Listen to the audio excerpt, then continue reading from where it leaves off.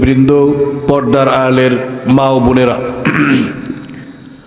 আল্লাহ পাকের লাখো কোটি শুকর যে আল্লাহ রাব্বুল আলামিন আমাদেরকে একটা দ্বীনি পরিবেশে আসার বসার কিছু কথা বলার শোনার তৌফিক দান করেছেন। তাই দিল থেকে বলি আলহামদুলিল্লাহ। দ্বীনের মাহফিলে আসা, কোরআন হাদিসের কথা শোনা, এটা আল্লাহ রাব্বুল আলামিনের পক্ষ থেকে বহুত বড় মেহেরবানি। যতক্ষণ বসে থাকবো ততক্ষণ এবাদতে লিপ্ত হবে, এবাদতে গণ্য হবে আমাদের এই সময়টুকু। প্যারে হাজরিন, কোরআনে কারীমের আয়াতের একটা অংশ এবং একটা হাদিস পেশ করেছি। অনেক সময় এমন হয় যে কথা বলতে বলতে যে উপলক্ষে আয়াত এবং হাদিসটা পেশ করেছি পরে ওইটা বলতে আর সুযোগ পাই না, তো আয়াতের ভিতরে ঢুকে যাই। আয়াতের অর্থ এরকম: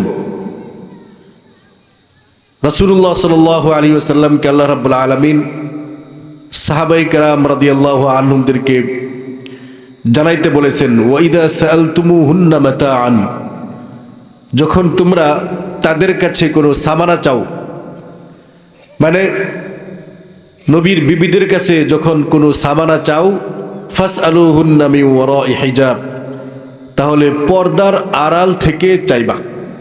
বিষয়টা কি? পর্দার আয়াত নাজিল হওয়ার আগে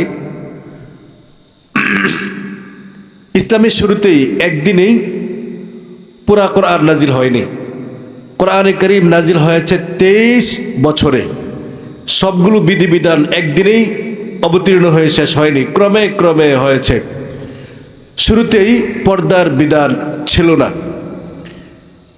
পর্দার বিধান যখন ছিল না তখন মানুষ একজন আরেকজনের সামনে যেত, কথাবার্তা বলতো। রাসূলুল্লাহ সাল্লাল্লাহু আলাইহি সাল্লামের বিবিদের সামনেও সাহাবায়ে কেরাম যেতেন। যখন পর্দার আয়াত নাজিল হয়েছে, এরপরে বিধান আসছে যে এখন আর নবীর ঘরেও যেতে পারবে না। যদিও মনে করো কেউ যে নবী পিতৃতুল্য আর নবীর বিবি আমাদের মা, সুতরাং মায়ের সামনে তো আর পর্দা নাই, তাই নবীর বিবির সামনে পর্দা থাকবে কেন? নবীর বিবির সামনে আমরা যাব, যেতে পারবো ভালো নিয়তেই, কিন্তু আল্লাহ রাব্বুল আলামিন নিষেধ করেছেন যে প্রয়োজনে তোমরা যখন নবীর বিবির ঘরে কোনো কিছু চাও, বাহিরে সাহাবায়ে কেরাম, শত শত সাহাবায়ে কেরাম, আসহাবে সুফা লোকজন তো ছিলই, বিভিন্ন দেশ থেকে দূর দূরান্ত থেকে ডেলিগেট প্রতিনিধি দল আসতো, বিভিন্ন সময় বিভিন্ন প্রয়োজন পড়তো। সাহাবায়ে কেরাম রাদিয়াল্লাহু আনহুম নবীজি সাল্লাল্লাহু আলাইহি সাল্লামের ঘর থেকে এইটা ওইটা আনার প্রয়োজন হইতো। তখন পর্দার আয়াত নাজিল যখন হলো, তখন নিষেধ করা হয়েছে যে তোমরা কোনো কিছু চাইলে যে দাও দরকার, বটি দরকার। যেমন মসজিদের জামাত আসলে এখন তো অনেক কিছু সাথে নিয়ে আসে, আগে এরকম ছিল যে এটা নাই ওইটা নাই, তখন পাশের বাড়ির থেকে আনতে হইতো। এখন এরকম হয় মাঝে মাঝে, যখন তোমরা কোনো কিছু চাও তাহলে ফাসআলুহুন্না মিন ওয়ারাই হিজাব, পর্দার আড়াল থেকে চাইবা। নবীর বিবি মা তুল্য, নবীর বিবির ব্যাপারে নিজের দিলের ভিতরে কোনো কুমন্ত্রণা নেই, সর্বোচ্চ শ্রদ্ধা মহব্বত ভালোবাসা থাকা সত্ত্বেও আল্লাহ রাব্বুল আলামিন নিষেধ করেছেন যখন তোমরা তাদের কাছে কোনো কিছু চাও পর্দার আড়াল থেকে চাইবে, পর্দা লঙ্ঘন করবে না। এটা যে আয়াত পেশ করেছে এই আয়াতের অর্থ। সেই আয়াতের আলোকে আমরা একটু অগ্রসর হই। আমাদের সমাজে অনেক পীর এরকম আছে, আমরা শুনে থাকি যে পর্দা লাগে না। নবীর বিবি সাহাবায়ে কেরামের পর্দা লাগতো। আল্লাহ রাব্বুল আলামিন সেই পর্দা রক্ষা করার ব্যাপারে আল্লাহ আয়াত নাজিল করেছেন। নবীর বিবিদের সামনে যেতে সাহাবায়ে কেরামদেরকে নিষেধ করেছেন। নবীর সাহাবী, নবীর বিবি, তাদের মধ্যে পর্দা আল্লাহ রাব্বুল আলামিন আবশ্যক করে দিয়েছেন। নবীর চেয়ে বড় রাহবর, নবীর চেয়ে বড় মুর্শিদ, আর কে হতে পারে? সাহাবায়ে কেরামের মতো বড় আবেদ, বড় ওলি আর কারা হতে পারে? সারা দুনিয়ার আবেদিনকে একসাথে জমা করলে একজন সাহাবীর তুলনা হতে পারে না। তো সাহাবায়ে কেরাম রাদিয়াল্লাহু আনহুমদেরকে নবীর বিবির সামনে যেতে নিষেধ করা হয়েছে। এখন কোনো পীর, কোনো ব্যক্তি যদি বলে যে আমার পর্দা লাগে না, তাহলে এই লোকটাকে আমরা কি বলবো? ভণ্ড। যদি বেপর্দা নারীদেরকে সে মুরিদ করে, নারীদের সামনে সে পর্দা ছাড়া যায়, তাহলে তাকে আমরা পীর বলবো না অন্য কিছু বলবো? কোরআনের ভাষায়, হাদিসের ভাষায় আমরা যা পড়ি, যা পড়াই, সে প্রেক্ষিতে আমরা যা বুঝি, যা বুঝাই, তারা শরীয়তের পীর হতে পারে না, শরীয়তের প্রচারকও হতে পারে না, মুর্শিদও হতে পারে না। তারা পেট পূজারী, ভণ্ড, ভ্রান্ত ছাড়া আর কিছু হতে পারে না। আমরা এমনও শুনেছি যে মেয়েদেরকে দিয়ে পার্টি পায়, নাউজুবিল্লাহ, মেয়েদেরকে দিয়ে পার্টি পায়। কত খাচর ওই মেয়ের বাবা বা ওই মেয়ের স্বামী, দিনের নামে কতটুকু বদ্দিনী ছড়াইতেছেন। নিজের বিবিকে দেয়া দিছে আরেক বেটার, যার সামনে যাওয়া যায় না, তার পা টিপতে। নিজের মেয়েকে, কত বড় নির্লজ্জ বেহায়া, নিজের মেয়েকে আরেকটা পরপুরুষের পা টিপার জন্য সে দেয়া দিছে, মনে করে বরকত। পীরের পা টিপা দিল, নাউজুবিল্লাহি মিন যালিক। বরকত না, গুনাহ, গুনাহ, গুনাহ। এরকম আমরা শুনে থাকি যে পায়ে চুমু দেয়, পুরুষেরাও চুমু দেয়, নারীরাও চুমু দেয়। পর্দা রক্ষা করে না, তারা দ্বীনের দায়ী হতে পারে না, তারা ইসলাম প্রচারের জন্য মুর্শিদ হতে পারে না, তারা ভণ্ড, প্রতারক, ধোঁকাবাজ হিসাবে আমরা বিবেচনা করতে পারি তাদেরকে। পেরাজরিন, আমরা সতর্ক থাকব, তাদের কাছে যাব না, তাদের কাছে যেতে দেব না। যদি সুযোগ পাই তো তাদেরকে প্রতিহত করার, তাদেরকে বোঝানোর চেষ্টা করব। এ হলো আয়াতের বিষয়।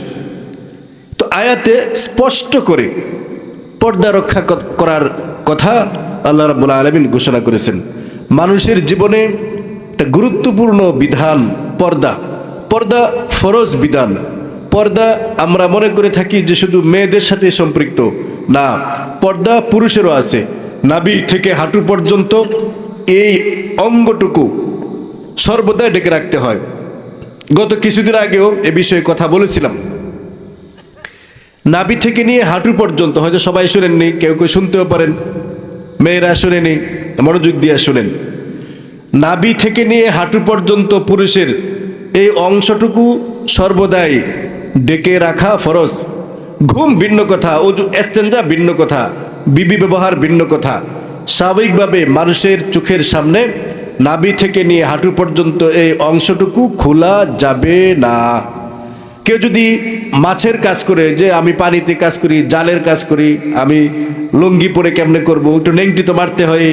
গাছের কাজ করে, তখন সে মনে করে আমি তো মাজুর, আমি গাছে উঠি, নেংটি মারা ছাড়া গাছে উঠবে কেমনে। আমি কাদার কাজ করি, আমি হাল চাষের কাজ করি, রোয়া রোপণ করি, তাহলে নেংটি মারা ছাড়া আমি লুঙ্গি ভিজিয়ে কেমনে করব। এগুলো কোনো উজর না।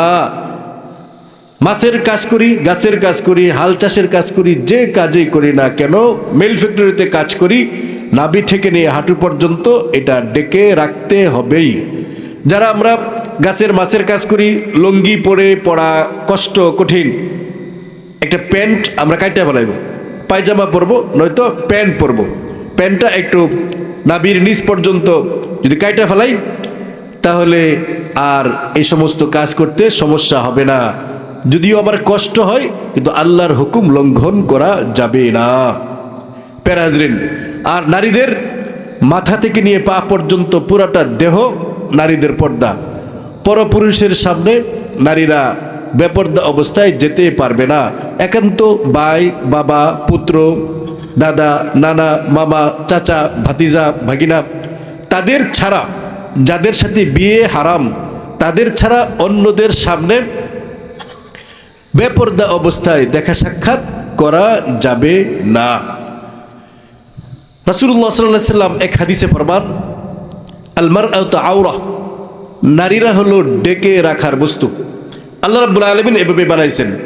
যারা সমাজে সমান অধিকার কর্মী আছেন, যারা সমান অধিকারের প্রবক্তা, নারী পুরুষ সমান, পুরুষ পর্দা লাগে না, তা নারীর পর্দা লাগবে কেন? নারী এরকম ওপেন চলবে, নারী পুরুষ সমান কাপড়, এরকমও আছে। মাঝে মাঝে দেখা যায় যে নারীরাও প্যান্ট শার্ট পরে, মারাত্মক গুনাহ। কিন্তু পুরুষের পোশাক নারীরা পরা, নারীর পোশাক পুরুষেরা পরা, এটা কবিরা গুনাহ। এটা যদিও আমেরিকা, ব্রিটেন, কানাডা ওই সমস্ত দেশের মানুষের কালচার, তারা মনে করে মারাত্মক গুনাহ, মারাত্মক গুনাহ। আমরা আমাদের গ্রামীণ সমাজ এ থেকে আলহামদুলিল্লাহ অনেকটা নিরাপদে আছে, আলহামদুলিল্লাহ। প্যারা হাজরিন, বেপর্দায় ঘর থেকে বের হওয়া যাবে না। রাসূল সাল্লাল্লাহু আলাইহি ওয়াসাল্লাম ফরমান, নারীরা হলো ডেকে রাখার বস্তু। আল মারআতু আওরা, যে বস্তুটা ডেকে রাখা হয় এরকম বস্তু হলো নারীরা। ফাইদা খারাজাত ইস্তাশরাফাহা শাইতান, যখন ওরা বেপর্দা অবস্থায় ঘর থেকে বের হয় তখন শয়তান উকি মারে। শয়তান উকি মারে মানে শয়তান উস্কিয়ে তোলে। শয়তান সেই বেপর্দা নারীকে পরপুরুষের দিকে উস্কিয়ে তোলে, পরপুরুষকে এই বেপর্দা নারীর দিকে উস্কিয়ে তোলে। নাউজুবিল্লাহ, আপনারা দেখবেন ঘর থেকে বের হইলে পরে অনেক জায়গায় বেপর্দা নারী। আমরা তো চাইবই না, আমরা যারা দিনদার মুত্তাকি পরহেজগার, আমরা নারীর চেহারার দিকে তাকাবো না। কিন্তু দেখবেন যে যারা দিনদার মুত্তাকি পরহেজগার না, আশপাশের ছেলেরা, আশপাশের পুরুষেরা যারা কাজে আছে, হাঁটতেছে, ওদের চোখটা দেখেন চেক করে। আমরা তো তাকাইবই না, দেখবেন ওরা তাকায় রয়েছে। যতক্ষণ দেখা যায় ততক্ষণ তাকায় রয়েছে। শয়তান উস্কিয়ে তুলছে।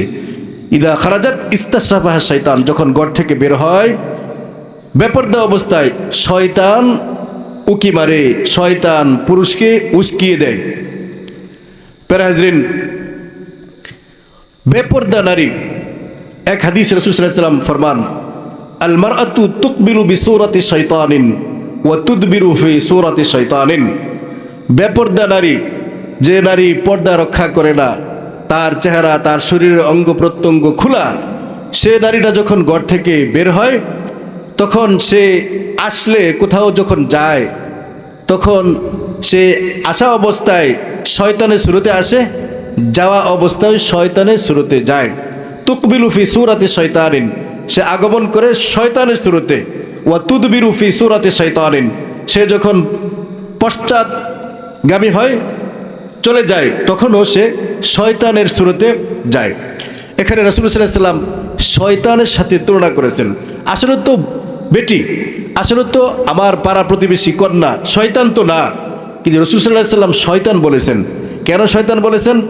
শয়তান যে কাজ করে, এই বেপর্দা নারীটা সেই কাজ করতে শুরু করেছে। শয়তান মানুষকে অশ্লীলতায়, শয়তান মানুষকে গুনাহে, শয়তান মানুষকে জিনা ব্যভিচারে লিপ্ত করে, জিনা ব্যভিচারে মানুষকে লাগিয়ে তার দিন দুনিয়া ধ্বংস করে। এরকম শয়তান যেরকম মানুষের ঈমান নষ্ট করে, আমল নষ্ট করে, গুনাহে লিপ্ত করে, গুনাহে উস্কায়ে দেয়, এরকম ভাবে এই নারীটা বেপর্দা অবস্থায় ঘর থেকে বের হয়ে সে যেখানে আসছে শয়তানের শুরুতে আসছে, আবার যখন যায় শয়তানের শুরুতে যায়, মানুষকে গুনাহের দিকে উস্কিয়ে তোলে। এর জন্য রাসূলুল্লাহ সাল্লাল্লাহু আলাইহি ওয়াসাল্লাম শয়তানের সাথে তুলনা করেছেন, উপমা দিয়ে বলেছেন। ঘর থেকে তো বের হওয়া যাবেই না বেপর্দা অবস্থায়।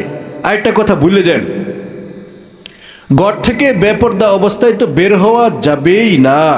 মুসলমান বের হতে পারে না।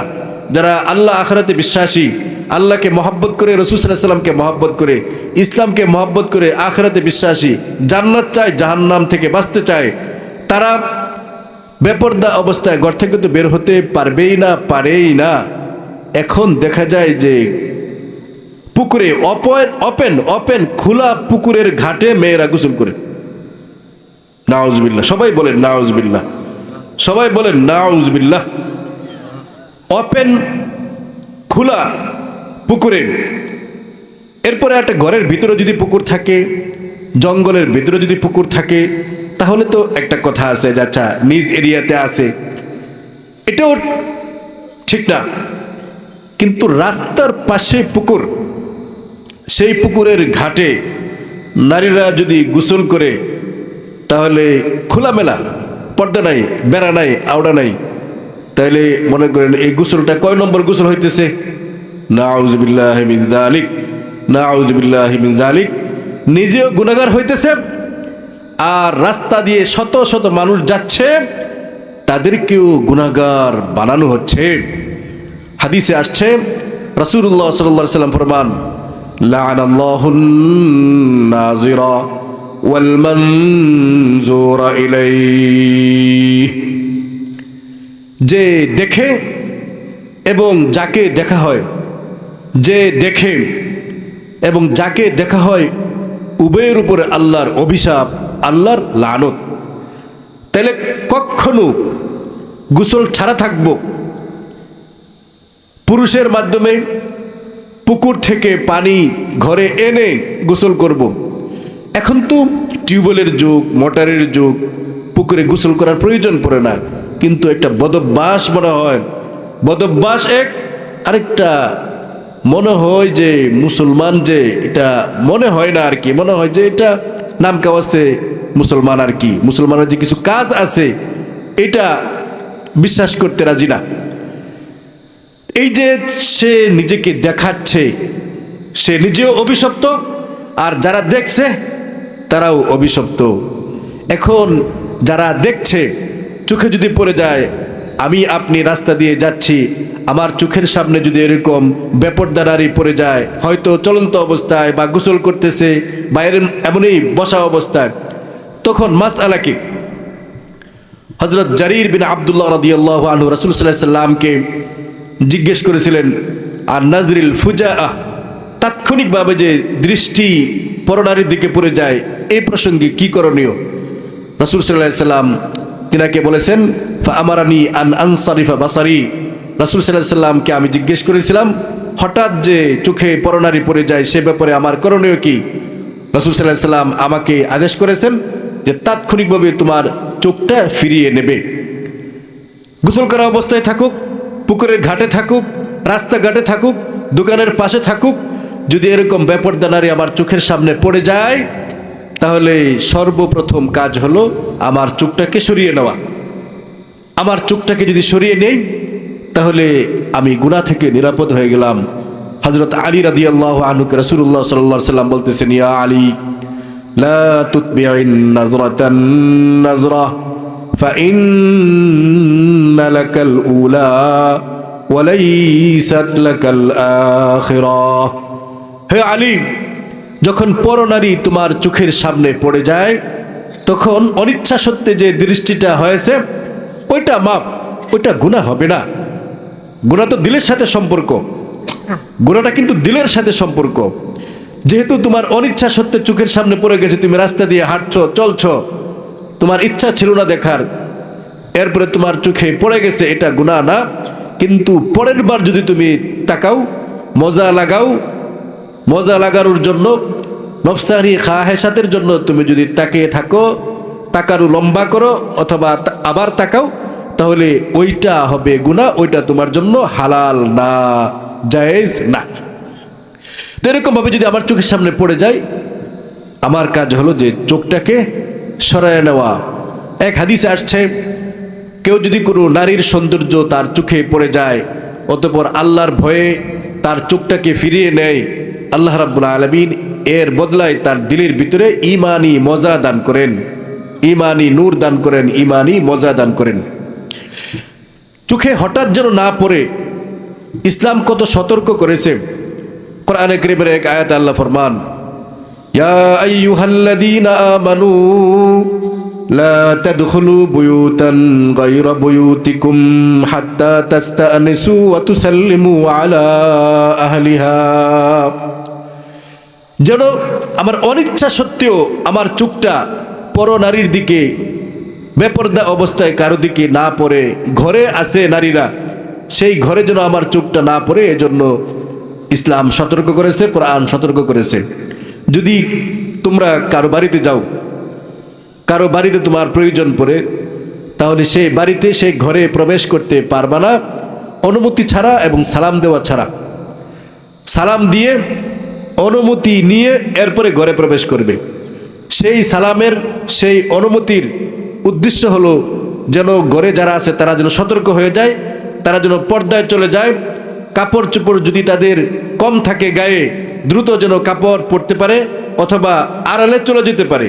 এরপরে তুমি ঘরে ঢুকো। হঠাৎ করে যদি তুমি ঘরে ঢুকো তাহলে দেখা যাবে যে ঘরের নারীরা তারা শর্ট কাপড়ে পরা অবস্থায় ছিল অথবা তারা বেপর্দা অবস্থায় ছিল, তখন তোমার চোখে পর নারী পড়ে যাবে, তুমি গুনাহগার হয়ে যাবে। এজন্য ঘরে ঢোকার আগে সালাম দাও এবং অনুমতি চাও। আমি আসছি নাম বলে অনুমতি চাও। যদি তোমার গলার স্বর শুনে তাহলে নাম না বললেও চলবে। সালাম দিয়ে অনুমতি নিয়ে প্রবেশ করা, সালাম দিয়ে অনুমতি নিয়ে প্রবেশ করার একটা চমৎকার হাদিস আছে। রাসূল সাল্লাল্লাহু আলাইহি সাল্লাম একবার রাসূল সাল্লাল্লাহু আলাইহি সাল্লাম আমল করেছেন। রাসূল সাল্লাল্লাহু আলাইহি সাল্লামের জন্য আলাদা এরকম না। রাসূল সাল্লাল্লাহু আলাইহি সাল্লাম একবার এক সাহাবীর বাড়িতে গেছেন, যাবেন, ওই বাড়ির কাছে গিয়ে তিনি বাড়িতে ঢোকেন নাই, না ঢুকিয়া উনি সালাম দিলেন, আসসালামু আলাইকুম। সালাম দিলে পরে ঘর থেকে সালামের জবাব আসে না, কিন্তু সাহাবী ঘরে আছে, সাহাবী ঘরে সালামের জবাব দেয় না। রাসূল সাল্লাল্লাহু আলাইহি সাল্লাম আবার সালাম দিলেন, সালামের জবাব দেয় না। রাসূল সাল্লাল্লাহু আলাইহি সাল্লাম আবার সালাম দিলেন, সালামের জবাব দেয় না। 3 বার সালাম দেওয়ার পরে যখন জবাব না আসে, মাসআলা হলো ফেরত চলে আসা, এর অর্থ হলো যে ঘরে ঢোকার অনুমতি নাই। তাহলে ঘরে সাহাবী বসা, রাসূল সাল্লাল্লাহু আলাইহি সাল্লাম তিনি স্বয়ং গেছেন, তিনি সালাম দিলেন 3 বার, সালামের উত্তর দেননি। রাসূল সাল্লাল্লাহু আলাইহি সাল্লাম ফেরত চলে আসতেছেন, ওই সাহাবী ঘর থেকে বের হয়েছেন। শুনতেছেন না কথাটা, বুঝতেছেন না কথাটা, শেষ করে দিচ্ছে। ওই সাহাবী ঘর থেকে দৌড়ে বের হয়েছেন। এটা তো আরো উল্টাপাল্টা কাজ, যে এতক্ষণ সালাম দিলেন রসুল, তার বাড়িতে আসতে মেহমান হইতে, সালামের জবাব তো দিল না, রসুল যাইতেছে, এখন দৌড়ে বাড়িতেছে। রাসূল সাল্লাল্লাহু আলাইহি সাল্লাম বললেন, এই আমি সালাম দিলাম 3 বার, তুমি জবাব দিলে না। তখন একটা প্রেমের কথা সাহাবী শুনাইলেন, ভালোবাসার কথা, মহব্বতের কথা, আন্তরিকতার কথা। ইয়া রাসূলুল্লাহ, আমি যদি আপনি যে প্রথম সালাম দিয়েছেন, দ্বিতীয় সালাম, তৃতীয় সালাম, আমি সালাম শুনেছি, আমি সালাম শোনার পরেও আমি সালামের জবাব দেই নাই। কেন দেই নাই?